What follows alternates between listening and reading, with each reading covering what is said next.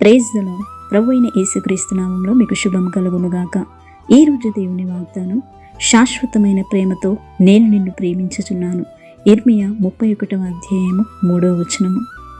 దేవుని యొక్క మహాప్రేమ నిన్ను ప్రతి అనారోగ్యం నుండి, ప్రతి బలహీనతలో నుండి నిన్ను విడిపించును. నీ యొక్క సమస్యలో నుండి, శోధనలో నుండి, బాధలో నుండి, ఇరుకుల నుండి, ఇబ్బందుల నుండి విడిపించేది దేవుని ప్రేమ. దేవుడు తన ప్రేమ చేత నిన్ను ఏర్పరచుకొని ఉన్నాడు.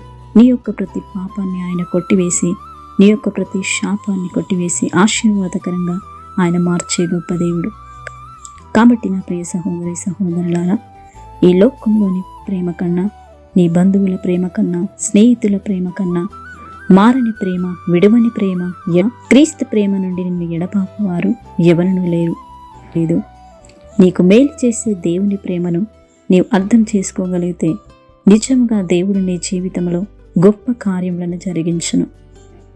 నిన్ను శాశ్వతమైన తన ప్రేమతో ప్రేమించున్నాడు గనక విడువక నీ ఎడల కృప చూపుచున్నాడు. ప్రార్థన.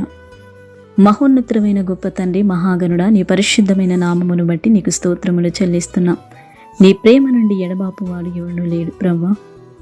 నీ ప్రేమలో ఫలించే కృపను ప్రతి ఒక్కరికి మీరు అనుగ్రహించండి.